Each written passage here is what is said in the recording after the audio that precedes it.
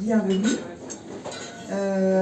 Donc nous sommes ravis d'être ici aujourd'hui par un temps magnifique. C'est la première fois donc qu'on vient à Rostiviec.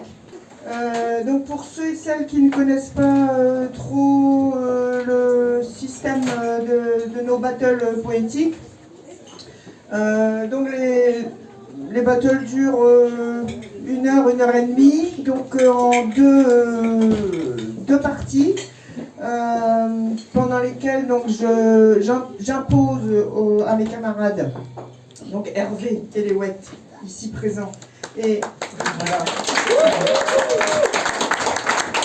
Et Arnaud Le Gouet-Fleck, ici présent aussi.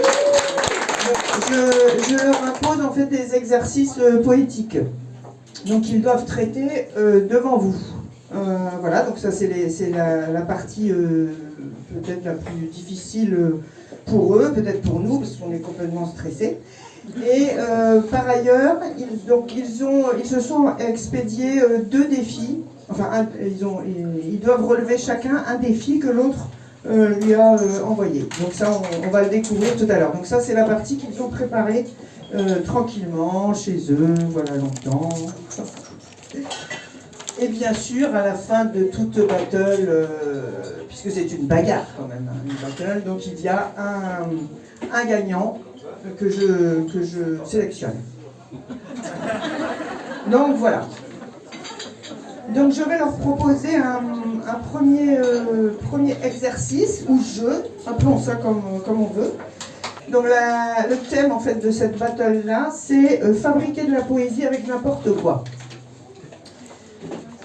Donc là je vais vous demander, chers amis, de définir en un poème rimé donc la poésie avec un grand P, mais sur le mode la poésie ce n'est pas ceci, ce n'est pas cela.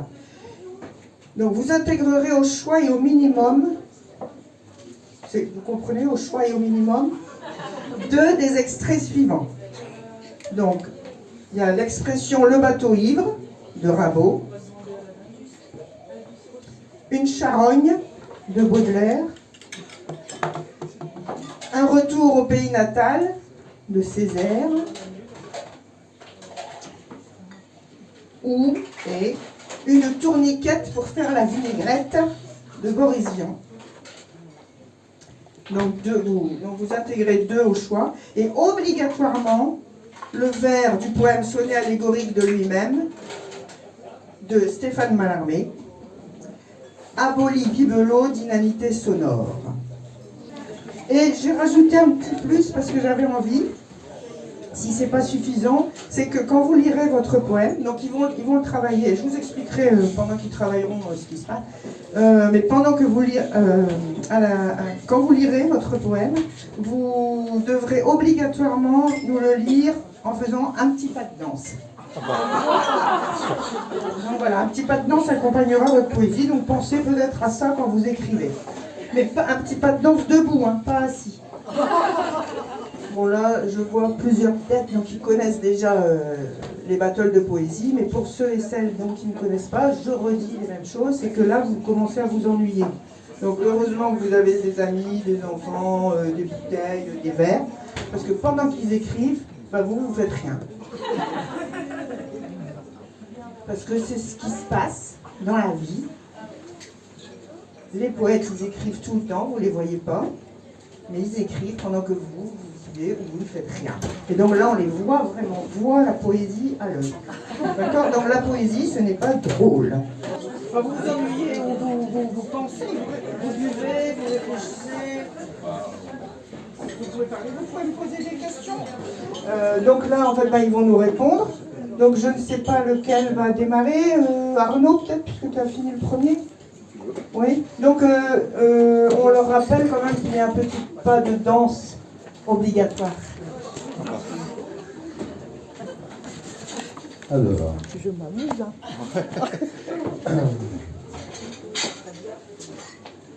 Donc on rappelle les règles? Ah oui, rappelle les règles. Rappelle les règles, donc il fallait mettre un extrait d'un poème Rimbaud, Charogne, Bateau ivre et compagnie. Ouais. Il fallait mettre la Abolie bibelot d'inanité sonore de Ouais. Mallarmé et il faut faire un pas de danse. Ouais. Voilà. Un seul suffit. Sur le thème, la poésie, ce n'est pas. Ouais. C'est ça, voilà. Donc la poésie, ce n'est pas la tourniquette. Ce n'est pas le parfum délicat des charognes. Ou de la rhétorique, car en vrai, on s'en cogne. Ce n'est pas non plus la réforme des retraites. Ni l'ingrédient secret de quelques mayonnaises. J'ai oublié un truc, non, c'est ça. C'est le Awababeloubabalabamboum de Feu Little Richard qu'on entend dans les booms, aboli bibelot d'inanité sonore qui rock'n'roll encore quand le chanteur est mort.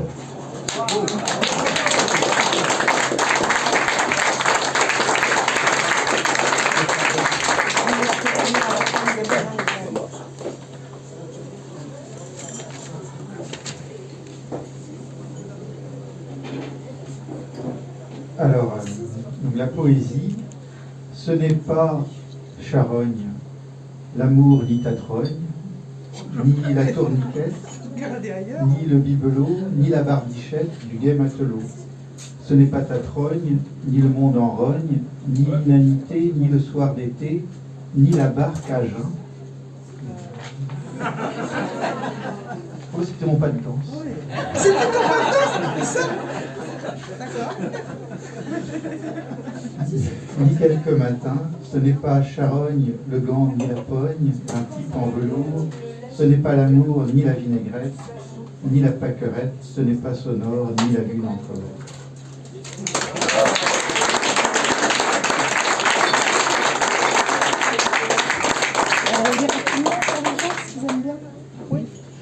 On vous propose qu'ils les relisent maintenant qu'ils les ont bien en bouche et puis surtout que les pas de danse donc, sont vraiment bien chorégraphiés. Ouais. J'avais fait rimer mayonnaise avec retraite. Ça Oui. va. Alors j'ai remplacé mayonnaise par tartiflette. Voilà. La poésie, ce n'est pas la tourniquette, ce n'est pas le parfum délicat des charognes ou de la rhétorique, car en vrai, on s'en cogne. Ce n'est pas non plus la réforme des retraites, ni l'ingrédient secret de quelques tartiflettes. C'est le Awababeloubabalabamboum de Feu Little Richard qu'on entend dans les booms, aboli bibelot d'inanité sonore qui rock'n'roll encore quand le chanteur est mort.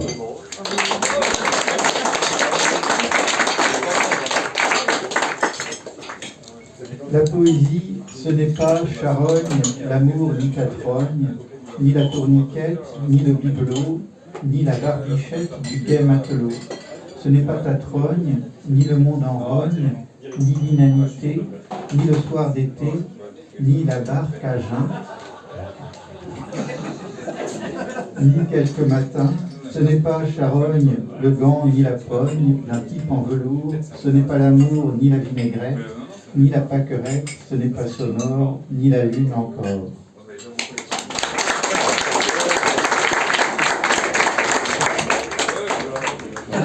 Donc les poètes et l'arbitre crient à boire, à boire. Merci. Bon bah là ça va, pour l'instant ils sont amis, etc. Parce qu'en fait c'est quand même une bataille, normalement ils sont ennemis. Mais en fait on ne travaille pas assez cet aspect-là. La haine. Oui, la haine. Bon mais ça sera pour une prochaine. Bon donc là je vais leur proposer un deuxième exercice qui s'appelle un duel. En fait, ils vont créer un seul poème en écrivant chacun des deux vers, chacun qui vont se répondre. Et ils s'arrêtent quand ils veulent. Donc ça peut durer très longtemps. Mais en général, c'est pareil, ils connaissent leurs limites. Et donc là, je leur pose une question. Donc, au vu de la situation géographique de Rostiviec, quelle boutique y installer? Une bijouterie ou une pharmacie? Donc, chacun, vous devez choisir. Et ensuite, vous faites un poème, donc 2 à 2. Donc, voilà comment ça va se passer. Par exemple, si Arnaud, je ne sais pas ce que tu veux choisir d'installer à Rostiviec. Pharmacie. Une pharmacie. Donc, toi, il te reste la bijouterie.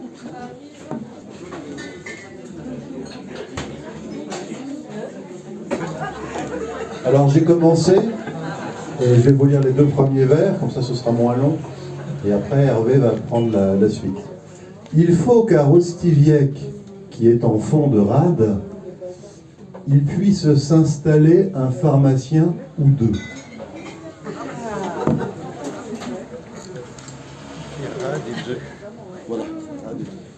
Alors c'est là qu'on voit tout de suite que Arnaud ne respecte pas les règles. Si, parce que Je n'ai pas parlé de deux boutiques. Ah oui, c'est vrai. Ah oui. Déjà, pour le gagnant... Parfois, il y a deux pharmaciens dans une pharmacie. Oui, mais là, on s'en fiche, on s'en fiche. Et la licence poétique. Là, on obéit.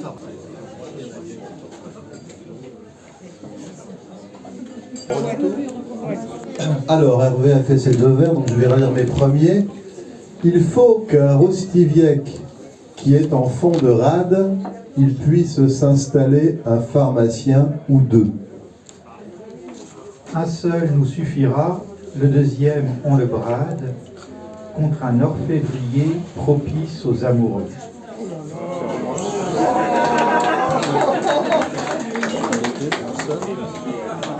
Un seul nous suffira, le deuxième Il y a des gens dans le public qui n'ont pas entendu la fin, qui sont complètement perdus. contre un Mais orfévrier rassurez-vous, propice aux on amoureux. redit tout à chaque fois, parce que la poésie, c'est de la redite, on recommence, il y a des échos, des rimes, des assonances. Donc pour ceux qui n'entendent pas ou qui ne sont pas attentifs, le monsieur à casquette là-bas, eh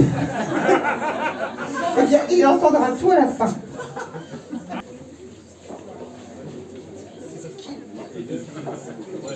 Il faut qu'à Rostiviec, qui est en fond de rade, il puisse s'installer un pharmacien ou deux. Un seul nous suffira, le deuxième on le brade, contre un orfévrier propice aux amoureux.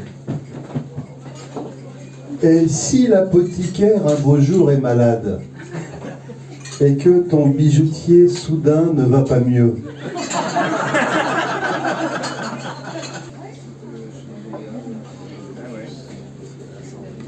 il faut qu'à Rostiviec, qui est en fond de rade, il puisse s'installer un pharmacien ou deux.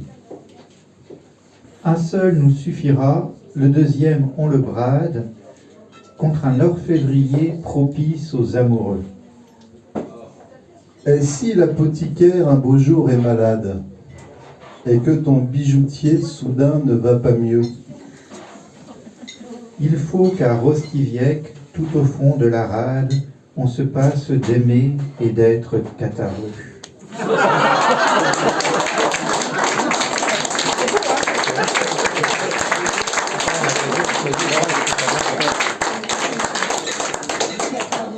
Épatant. Donc Arnaud a décidé de relever le défi suivant, donc envoyé par Hervé. Voilà la question. Je vous ai dit qu'on parlait de choses fondamentales. N'importe qui peut-il écrire n'importe quoi? Alors, à partir de l'arbitre, moi je peux répondre oui, vu l'actualité. On va voir ce que pense Arnaud. alors, n'importe qui peut-il écrire n'importe quoi? Absolument.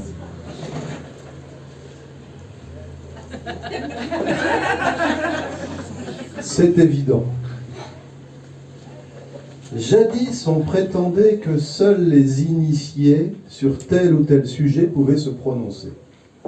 Aujourd'hui, on le sait, ce n'est pas le savoir ou le fait de pouvoir émettre une expertise qui compte, car l'expert dit aussi des sottises. Il en dit même plein. C'est un idiot bavard. Et l'on ne compte plus dans les débats publics, où le moulin s'emballe au vent des polémiques, les experts qui se sont bien mis le doigt dans l'œil. Les coupeurs de cheveux, les fignoleurs d'arbustes, menuisiers qui toujours scient des lits de Procuste, et de leurs doigts noués les font en portefeuille. Experts en télécom, experts en politique, experts en nucléaire, experts en botanique, experts de la culture et de la nutrition, qui brandissent toujours des brevets, des diplômes, nous font croire à la fable de leur érudition et finissent leur jour dévots du mandarum.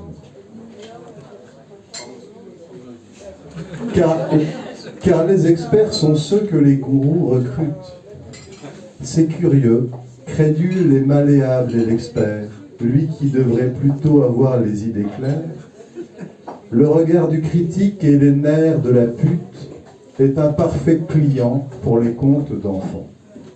Les experts sont toujours comme en déséquilibre, eux qui devraient plutôt avoir la tête dure et les mains libres, cela cogne au mur.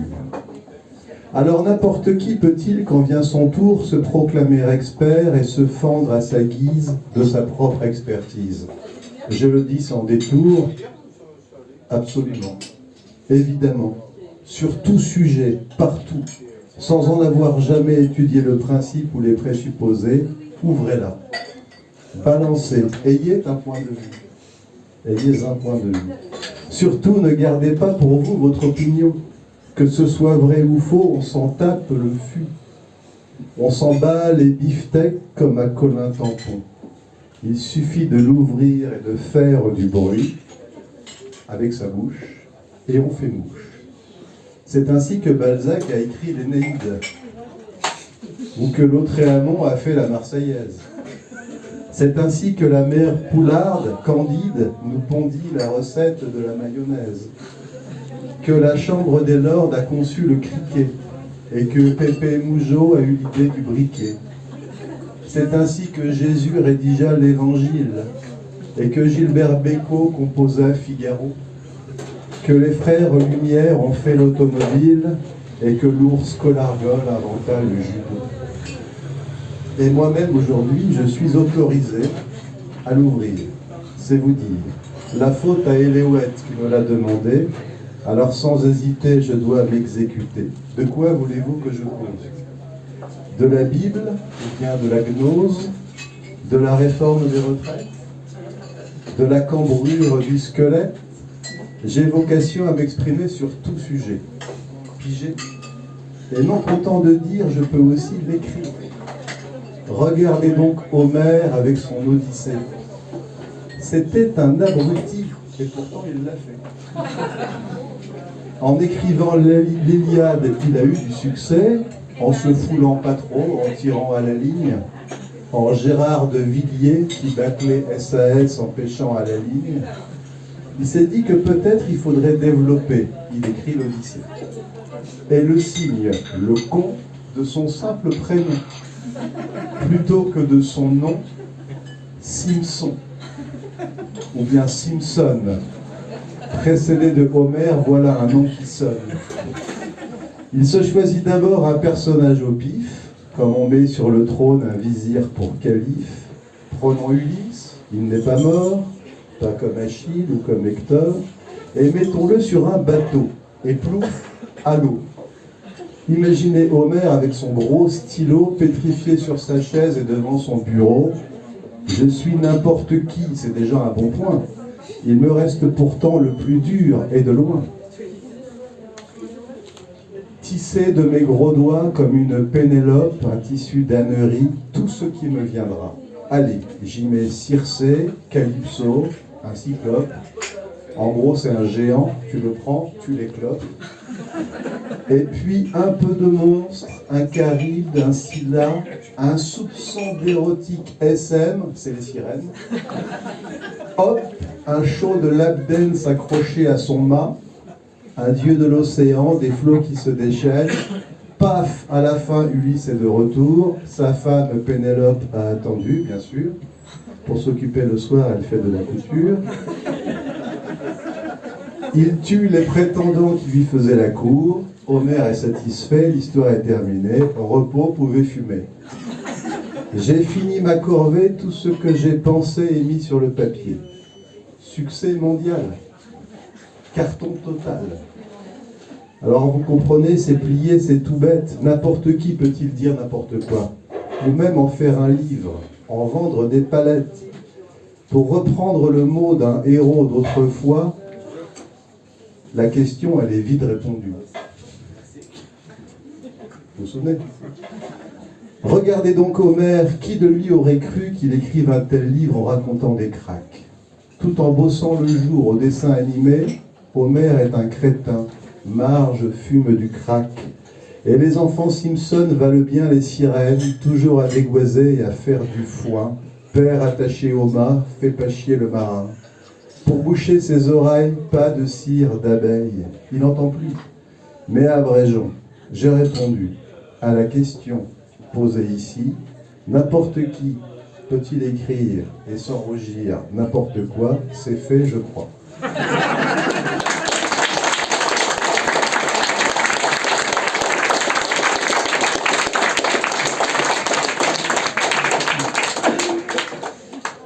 On ne te demandait pas de ne pas avoir honte. De quoi? On ne te demandait pas de ne pas avoir honte. Oui. Tu pouvais aussi écrire n'importe quoi en ayant un petit peu honte, mais Ah oui, oui. non, toi tu préfères ne pas rougir. Non. Voilà, donc après cette question à laquelle donc, nous avons eu réponse, comme d'habitude.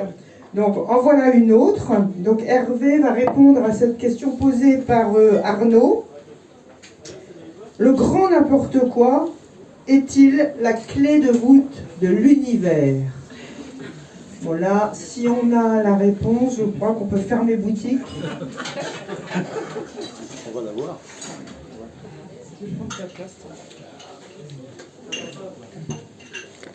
Je vous veux révéler quelques menus secrets dont je suis le tenant et le dépositaire. Afin de m'écouter, on fait bien de se taire. Qui s'abstient de m'entendre en conçoit des regrets. Sans plus tergiverser, mettez-vous en demeure à ce moment précis d'être plein d'attention. Je ne redirai point ce discours tout à l'heure. Je le dis maintenant et sans ostentation. Je crois, pour ce motif, nécessaire un prélude. Ce n'est point ma façon d'être grandiloquent, et nous vivons à un siècle où quelquefois s'élude ce qui, par l'orateur, est dit trop simplement. Gardez dans votre esprit que la délicatesse qui me fait exprimer en mots de tous les jours devant un bon public mon art et ma sagesse ne vous dispense pas de méditer ce cours. Je suis assez savant, et sans être l'oracle, ce que je vais tantôt prononcer devant vous ne relève ni d'un récit banal, ni d'un spectacle. Tenez-vous bien, écoutez-moi, redressez-vous. Adoptez, s'il vous plaît, la modeste posture qui sied à qui comprend le sens et la valeur des propos que lui tient une sorte d'augure. Est-ce trop demander qu'un soupçon de rigueur? L'auditeur a parfois le sentiment néfaste qu'il peut impunément, qu'il peut tout à loisir, avec l'ingénuité qu'ont les gens de sa caste, sur son siège s'étendre et même s'avachir. Je le déclare ici, tout net et sans embâge. La notion de loisir et l'avachissement dans le cerveau humain provoque des ravages qui le rendent impropre au bon discernement. Or, il est important qu'en ce que je veux dire, on discerne un propos. Je le tiens dans un but indubitable et juste, et c'est de vous instruire. Et c'est de vous garnir doctement l'occiput. Afin qu'il soit farci d'une leçon complète, il ne me convient pas, ayant ce beau dessin, que vous ne vous mettiez une autre chose en tête. Or, j'en sais, parmi vous, simulant assez bien, leur esprit papillonne. Ils ont au fond des yeux une lueur obscène et délétère. En un mot commençant, j'en vois de faux studieux. Et je devrais peut-être enseigner à Tartuffe. Dois-je complaisamment accomplir mon devoir quand un sourire absent leur barbouille la truffe? Me faudra-t-il verser ma science et mon savoir dans le lobe obstrué de quelque oreille close? C'est peut-être le lot de l'orateur lambda, n'ayant au fond de lui pour tout ce dont il cause que l'opinion qu'on a pour un simple dada. Ne vous y trompez point, je suis d'une autre trempe. Ah, vous n'écoutez pas? Ah, vous vous ennuyez? Ennuyez-vous sans moi, car l'orateur décampe. Suis-je qu'un paillasson? N'êtes-vous que des pieds? Croyez-moi sur parole qu'il n'y a rien que j'y perde. Je m'éclipserai donc, mais je vous dis d'abord, et c'est du fond du cœur, que zut, flûte, plus un mot désormais, en me taisant, je sors.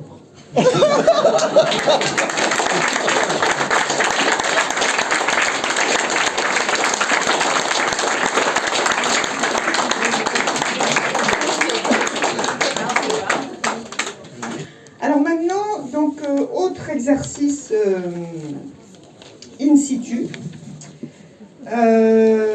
Attendez, comment je vais vous présenter cela? Voilà.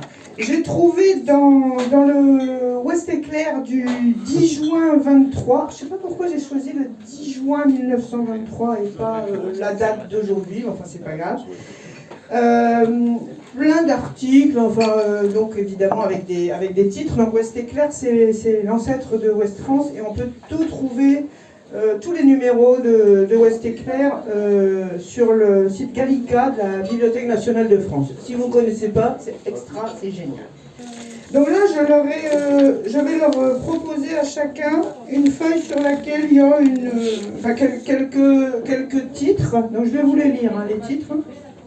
Voilà. Et donc, vous allez devoir, chers amis, nous écrire un poème rimé, bien sûr, qui aura pour thème central « Faire de la poésie à Rostillac ». Et donc, vous allez choisir, parmi ce que je vous ai donné et que je vais vous lire, cher public, 5 à 10 informations, donc je vous laisse quand même assez libre, que vous intégrerez telles quelles, si c'est possible, ou que vous aménagerez en vers ou en rime, enfin bon, d'accord? Donc, parfum, poudre et lotion, trèfle d'Irlande. Le calvaire de Lady Wing. Cultivateur. Si vous voulez obtenir le maximum de rendement, achetez les crémeuses. À propos de l'heure d'été. Donc en 1923. Hein. Terrible drame à bord d'un navire, le second tue son capitaine, le commissaire et un télégraphiste. Bon, maintenant on rigole, mais imaginez quand même. Encore l'escroquerie à l'espagnol. Donc c'est parce qu'il y a eu pas mal de vols, enfin voilà, à cette époque-là. Une révolution éclate en Bulgarie, le gouvernement est renversé par l'armée. Tous les ministres sont arrêtés. La fièvre afteuse avait du bon. J'aurais dû garder la suite de l'article, parce que là je...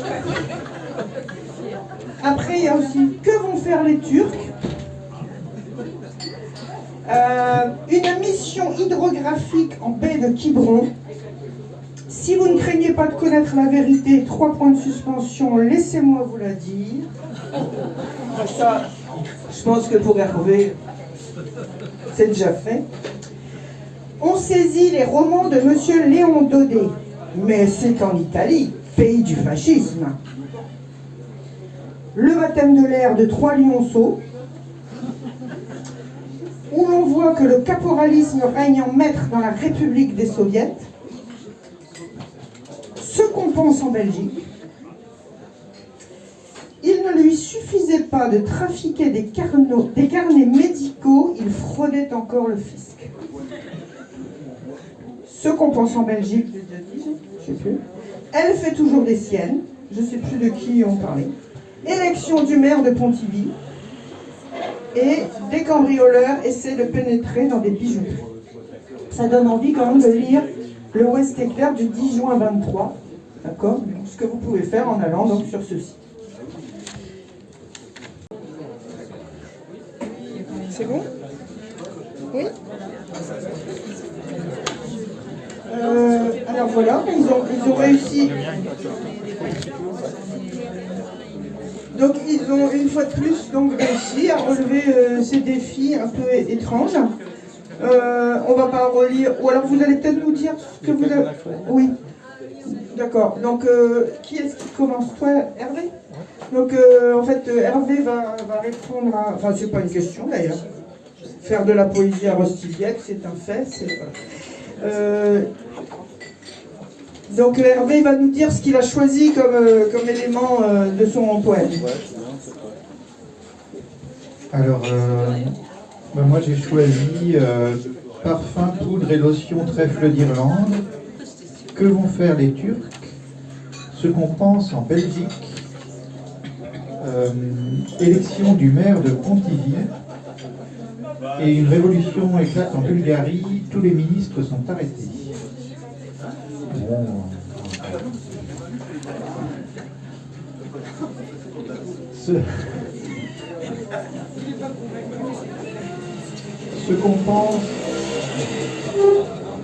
Ce qu'on pense en Belgique existe à Rostiviec.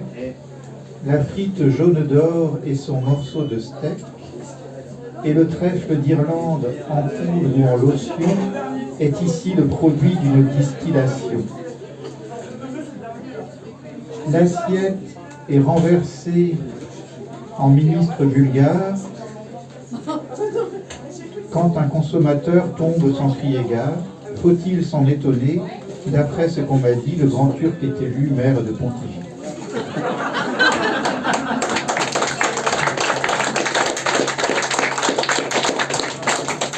Il est bien dans la droite ligne du thème, hein. Faire de la poésie avec n'importe quoi.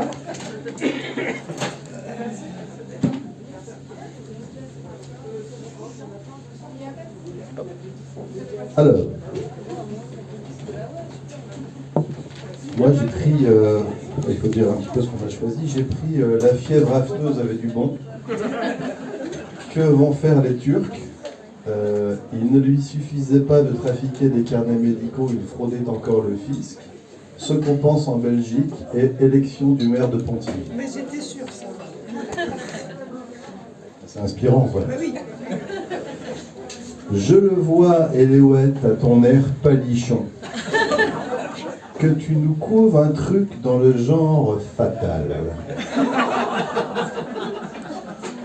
Et en comparaison, la fièvre afteuse avait du bon.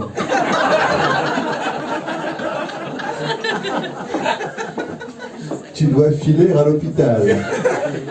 Où as-tu chopé ça? À la fête à Thierry? À l'élection du maire de Pontivy? À force de gruger l'assurance maladie?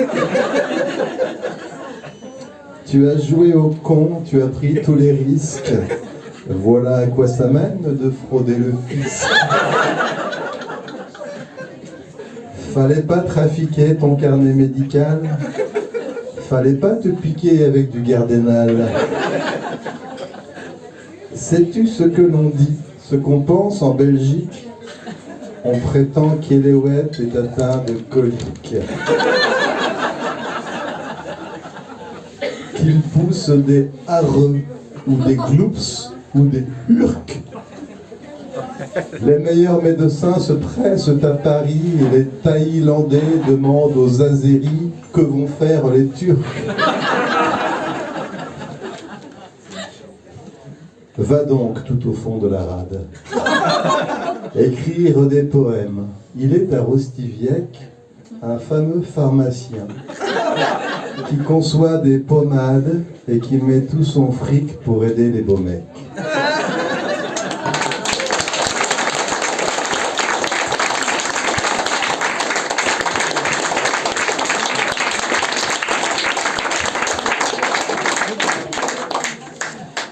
Est-ce que vous voulez les réentendre?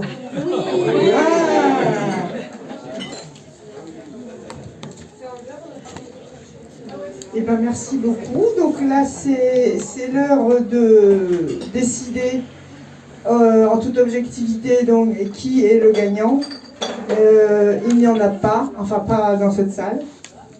Sinon, si je décide qui est gagnant, notre trio s'arrête automatiquement, puisqu'il l'un l'aura très mauvaise et ne voudra pas continuer. Donc, comme on aime bien faire ce qu'on fait, même à Rostiviec, qui est au fond de la rade, donc je choisis moi-même mes gagnants.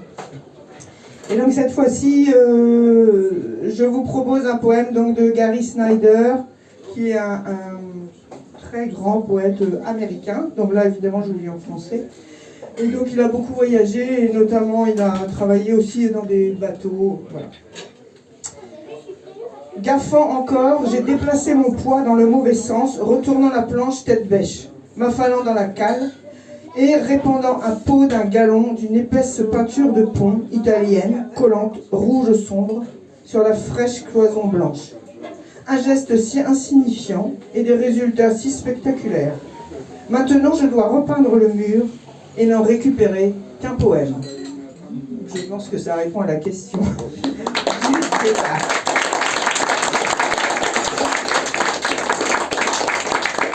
Donc je vous remercie, on était ravis d'être ici avec vous. Donc merci à mes acolytes, donc Arnaud et Hervé, c'est toujours un grand plaisir. Et merci à notre arbitre, sévère mais juste, Anne-Julien.